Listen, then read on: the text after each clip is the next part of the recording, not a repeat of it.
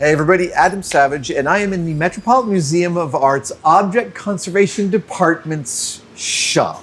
Now I know I've taken you to a whole bunch of shops over the years on this channel, and this is not going to be a super different shop. There's a lot of tools you'll recognize, but there's also some specialized stuff going on here, and I need to know what tools I need to add to my collection. So let's get expensive and let's tour around at what they use here. Matthew, dude, this is so, okay, I just want to highlight that I walked in and immediately noticed you have these beautiful cabinets. And then I noticed, these aren't those cabinets. No. Are these your customs? These are custom made to kind of fit the space. This is kind of a new space for us in the past 5 years. Okay. So we had the opportunity to come in and kind of make it custom for the things that we use for the space. Okay, so then tell me true, the fact that you, like, you didn't have to match this color. No one was saying, you gotta match that color. So when you did this, are you showing off just a little bit? Like sort of showing your abilities and sowing your oats? I guess so. I mean, I consider, like, I always want to push myself, Yes. right? And so you really did sort of nail the exact look. And there's one over there too. That one looks fantastic. Thank you. Thanks. Dude, I'm just here for the specificity. Okay. I love it. There's a couple things that you showed me off camera that I wanted to cover. Right.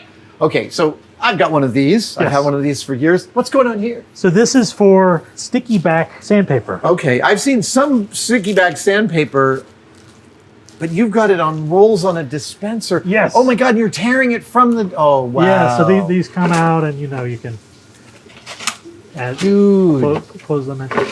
So you use this to put on like mandrels for sanding something super flat or round or to a specific shape? Sometimes, but mostly when you're sanding brass, you often have to use quite a lot of pressure. Right. And when you're using regular sandpaper, it's hard to hold the sandpaper, and you have noticed that. A lot of hand fatigue from doing that. So oh my God! So you just use the stickum for holding onto it better. Yes, and actually, for blending a contour, this 80 grit specifically is just on the thumb, and the padding of your thumb just matches the contour, and you can just really blend a joint very nicely with this stuff. You know, one of the first real epiphanies I had as a young model maker was that I was really surprised that the last sanding step was like, yeah, it's true. and it's like it's singles all the way at the end. Yes. That had never occurred to me. Yeah, so it really saves a lot of hand fatigue, especially with when we're trying to do a very blended surface. And this is what I always appreciate about touring a shop that works on a deadline, because that's where you learn the efficiencies. You guys have to get this super quality workout, and you have to do it on a deadline. Yes. So the efficiencies you've found, that's great. I'm going to totally copy your design exactly. Now, also when I looked over here, the one thing I hadn't seen was I didn't know they made little candy bandsaws. Yes, this is like a stocking stuffer bandsaw. It's amazing. It's so cute. These new little 12-volt tools. We have a suite of them. Yeah. And it's just the perfect, much smaller than the 18-volt tools. Dude, and we bring this to the galleries when we need to to cut a rod down. We don't have to come up to the bandsaw. Oh, that is awesome. Okay, I'm going to take a picture of that. So what kind of stuff I'm looking at your...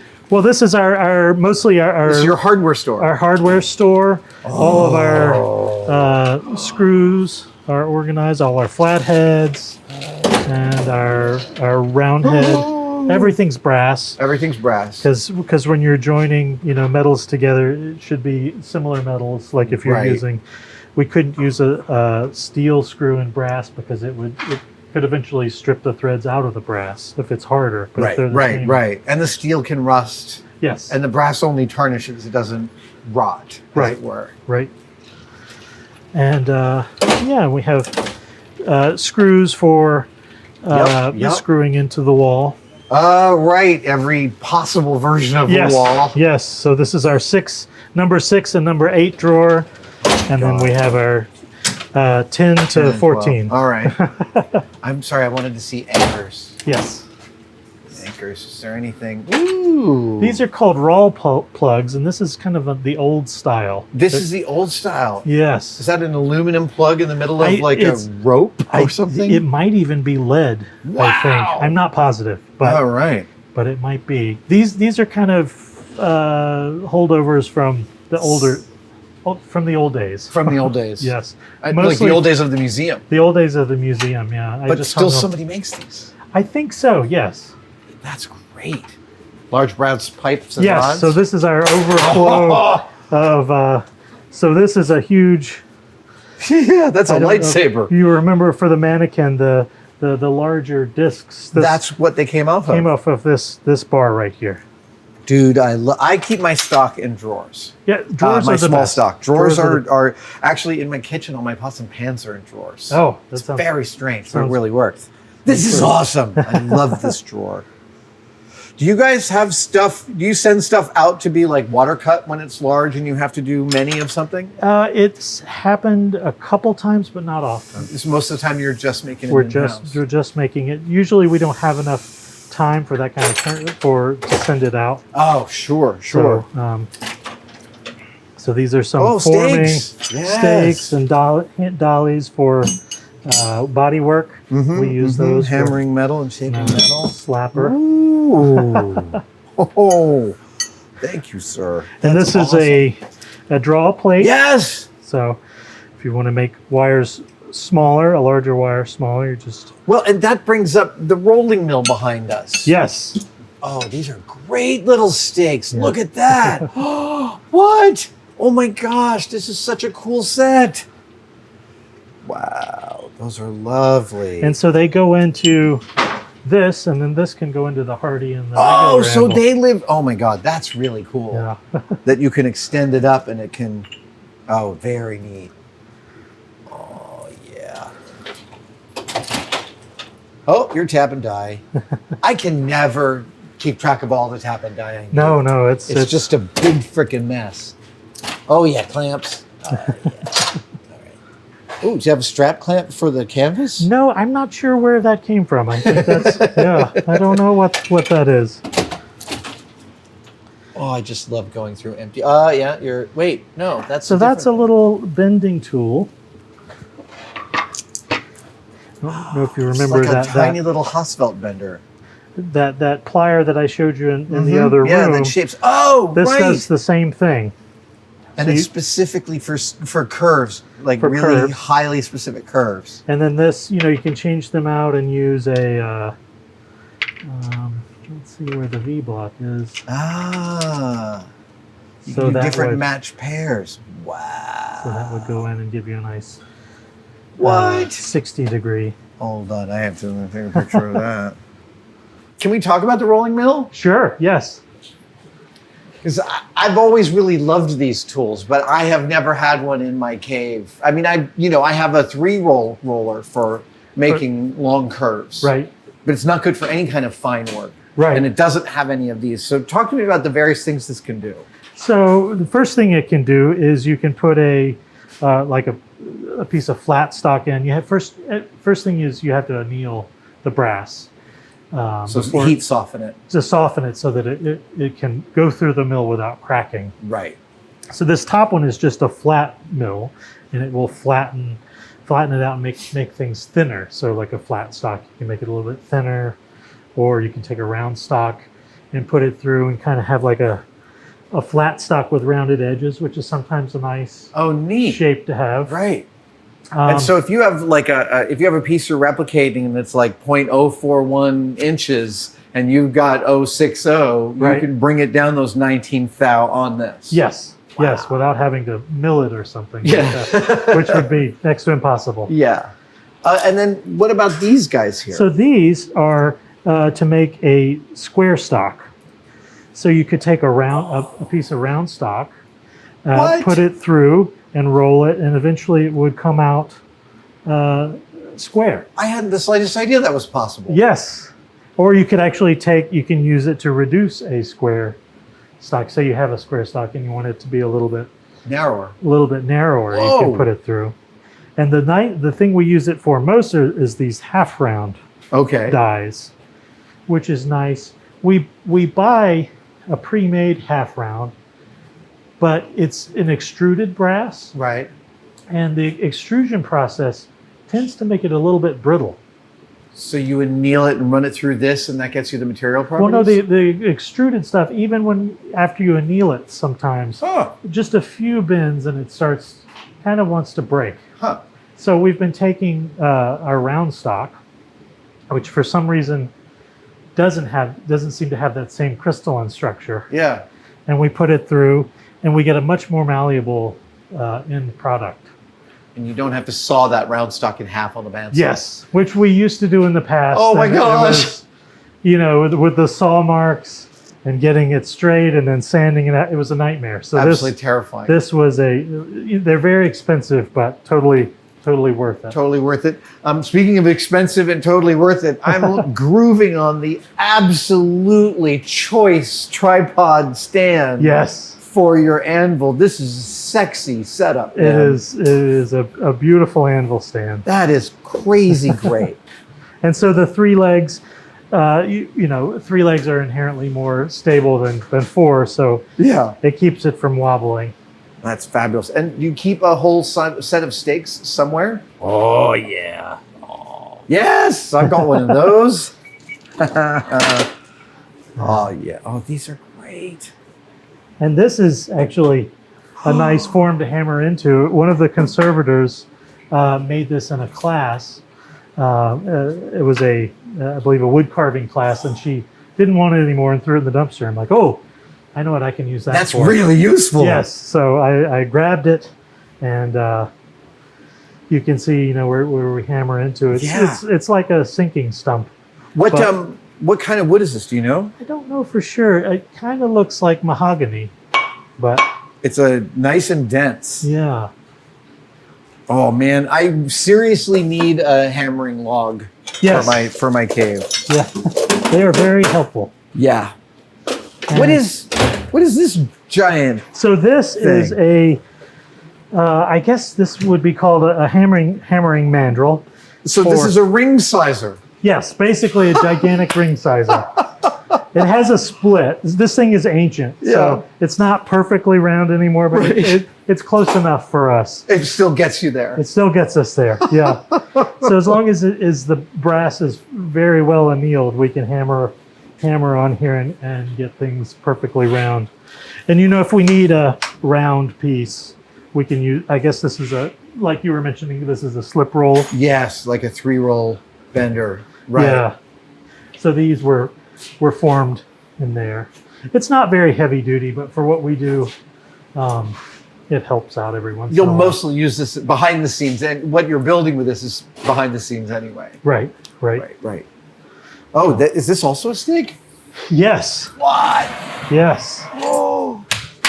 And that's, oh my God. Yes. That's solid steel or iron. Yes, it's massively heavy. I mean, we have those shapes also, and some up on the shelf. Oh, super jealous. Those are amazing. And Jacob built this beautiful oak tool rack for us. What is this thing? That is also for making specific size ring shapes. Okay, wow. Jewelry ends up being a very fertile zone for you guys. Yes, a lot of us have had some jewelry training.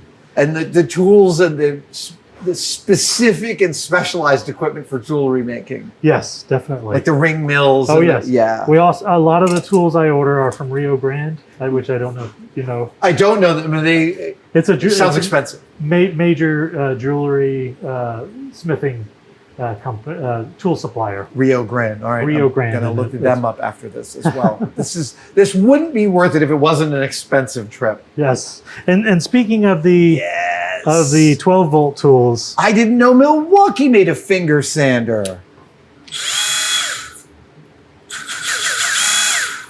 Proxon makes one of these. Yes. And I like Proxons, but this one feels a little hardier, and it's the longest one of any that I possess. They do make a shorter version, I believe, an 8-inch version. Yeah, no, this is the shit. Yes, this is awesome. It's very great. Oh yeah. And the little angle grinder. What? The little baby? Oh my God. Okay, I didn't know about either of these. This is definitely. What a nice little harmonic tone. It's great. And what's nice is it uses this roll lock system. Yes, I've got that for my TIG welder. So you can use, the Scotch Brights. That's right. I've got tons of this stuff that I never use because I still haven't learned to TIG weld. Okay, we're gonna go this one. And then this is a little, regular straight die grinder. Yeah. But that's a new purchase for us. That's a lovely baby. Yeah, because I've got a DeWalt, but it's much bigger. It's like the size of our angle grinder. Right. Which is great for wood carving. But sometimes... And these tungsten bits, if you're gentle with them, you can make a nice little blended connection. Yeah, some of these carving bits, too, are really awesome. Yes. They can be quick, big, very expensive. Terrifying stuff. Oh, yeah. And you've got two belt sanders here. You've got this little baby. Yes. And then this beautiful linisher over here. Yes. This guy is lovely. And do you reconfigure this one for different stuff? Well, so far we've only used this one arm that has the nice, you get into little spaces with that. And this is, so the one that I built from Peter Lyon's design manages to make that much lower profile. Oh. And it ended up being key for me for doing sword grinding and stuff like that, just to have less stuff over here. On the side of it. On the sides, yeah. Oh, yeah, that makes sense. That would be nice. Yeah. And what I find most useful of it is how quick it is to change the belts. Yeah. And I mean, for us, that's, the time savings is huge. Yeah. We can go from this, 24 grit to 100 grit. And I love putting Scotch Brite in my linishers, man. It's how I do all my woodworking. Yeah. I'm just softening every edge on here. It's so quick. And then I see you've got some vented hot works here. Yes. So this is always venting out. This is always venting out. So you can work with the soldering and the brazing and the pickling and the... Yes. So we use acetylene and compressed air instead of oxygen. Oh. Interesting. Yeah. And you're running compressed air right to there? Right to there, yep. And that works? It works, yeah. I can show you the flame. It's not quite as hot as oxyacetylene, but it's plenty, for 90. To be fair, not having an oxygen cylinder in the house is ideal. I hate owning that thing. Yeah, they can be dangerous. No, liquid oxygen itself is the scariest thing I learned about the whole time making the show. Right. That is beautiful. Yeah, and the tips, they make two sizes of these tips. You can get really fine little cone on the end for doing little tiny jewelry mounts. Is this a little Atlas torch? Is that what this it is? This is National. National, that's it. Okay. Hold on, I'm going to take a picture of that one too. Okay. I love the idea of the compressed air. Yes. And of course, I made a larger one just to get a little bit of a little bit bigger flame. So that's our biggest flame. And it's plenty enough for most of what we do. Yeah. And if we need a little bit extra, we have these. Some MAP gas. MAP gas double torch head. With a MAP gas, and we can use both simultaneously if we need. So there must be times when someone will spend like a week just sitting here. Oh yes. Working away on stuff. Sometimes, like if we have a lot of production work, these are kind of fun. These arms for positioning. Ooh. To hold. Oh, yeah. And some tightening, but. Dude, look at these magic arms. And they're all steel, so you can't set them on fire. Right. Oh, those helping hands are the thing. Did you guys build these? No, they came from a welding company. I added these spring clamps to the end of it. No, that makes complete sense. And then these little guys, we often use these steel blocks for setting up. They come in handy, if you need to position a rod or a plate higher or lower on a piece. You can use these. But also they have these little magnetic grabbers. Oh, yeah. Which is nice. You can move it this way or that way and position it exactly where you need it. I'm so jealous of this setup. And what is this crazy thing that I saw you creating flame with? That is a Automatic starter. Automatic torch light. Yes. Wow. All right. I didn't know that existed. Yeah. Today I learned. Yeah, that's, It's a really nice setup. I mean, it's as messy as any given metal setup, but it's Right. also clearly you can get quite intimate with the work, and it's not super noisy. yes, and if we ever needed to solder something longer, we can open these up Oh, nice. and put a longer piece in. Right. Yeah. Oh my God, I love the idea of getting rid of my oxygen tank. Now, what's going on here? This It's a is fume hood, it looks like. It is a fume hood. It's a little dirty right now, but this is for our pickle pot. So when the brass comes out, it's covered it's covered in flux, and sometimes the flux can be extremely hard. Yeah. And so it goes in the A heated pickle solution? heated pickle. It's not always heated. We usually use it just lukewarm. Okay. But if we have a lot of production where if we turn it on, we have the crock pot on a timer, just in case, we don't want to leave work and have the pickle pot stay on. I don't let anything stay on overnight if I can help it. And then this is a baking soda bath to neutralize the acid. So after we take it out of the the acid, we dip it in the baking soda. They wanted us to have that. We were moved up from a space in the basement, which. Oh, really? So they want us to have really good ventilation up here. It feels like the shop is in a nice, refined state. Yeah. Well, it's a little messy, but we. Oh no! But I mean, we're using it. You said it's been 5 years since you've been here. I think so. Something like that. Yeah. It feels like there's still a little bit of honeymoon phase going on. Right. It's still neat in a way Yes. that's not historical, right? Right. Not yet. Someday. Matthew, I really appreciate you giving me a few $100s to spend today. Okay, good. I got some great institutional knowledge here, man. Thank you. Oh, no problem. Thank you.